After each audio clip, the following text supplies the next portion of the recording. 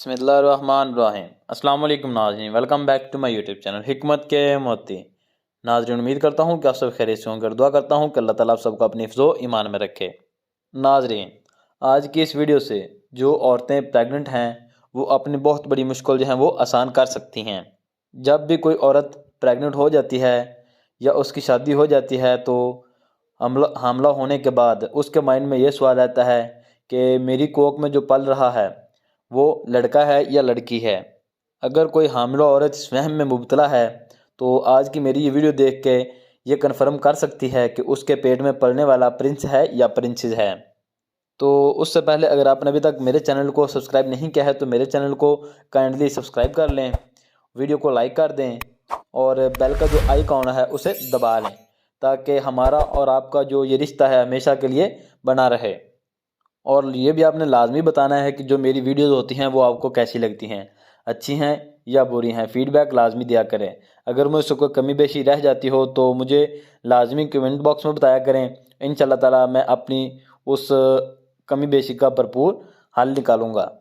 आजकल हमल का जो मालूम करना है वो इतना ज़्यादा मुश्किल नहीं है, क्योंकि आप जब चाहें उसका अल्ट्रासाउंड करवा के उसे जेंडर का जो है वो मालूम कर सकती हैं कि आपके पेट में पलने वाली जो छोटी सी जान है वो बच्चे की है या बच्ची की है। लेकिन अल्ट्रासाउंड की जो पहचान है वो आई थिंक 7 से 8 माह में होती है कि पलने वाला लड़का है या लड़की है।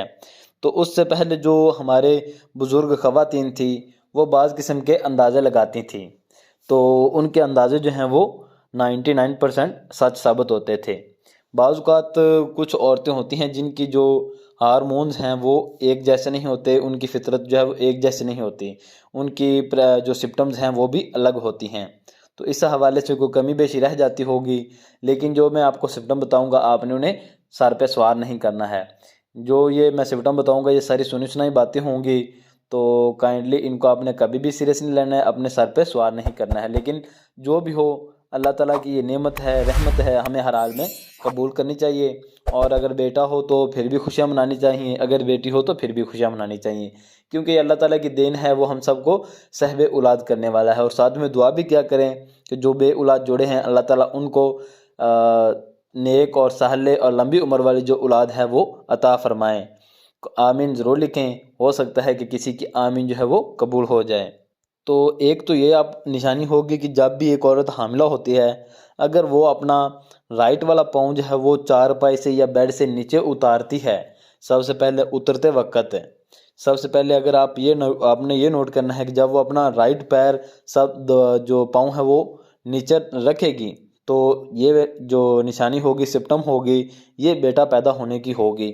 और अगर वो लेफ़्ट वाला पाँव नीचे रखती है ज़मीन पे बेड से या चारपाई से, तो ये जो सिम्पटम होगी ये बेटी पैदा होने की होगी। नाज़रीन, ये 100% जो बुज़ुर्ग ख़वातीन के मुताबिक 100% प्योर सिम्पटम है। उनके मुताबिक इसमें कोई भी शक नहीं किया जा सकता। और दूसरे नंबर पे जो मैं आपको निशानी बताने लगा हूँ वो भी आई थिंक बुज़ुर्ग ख़वातीन के मुताबिक 100% जो है वो सच होती है। जब एक हामिला औरत के पेट में बच्चा होगा यानी लड़का होगा तो उसके चेहरे का जो ग्लो है वो थोड़ा सा मांद पड़ जाएगा, यानी कि वो कम हो जाएगा।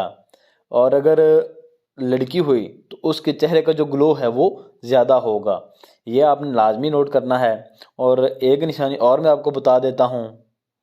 और तीसरी निशानी ये है कि उसकी जो आँखें हैं ना, आँखें वो बड़ी बड़ी सी महसूस होंगी। जो हामिला औरत होगी उसके पेट में अगर लड़का हुआ, प्रिंस हुआ, तो उसकी आँखें जो हैं वो बड़ी सी महसूस होंगी।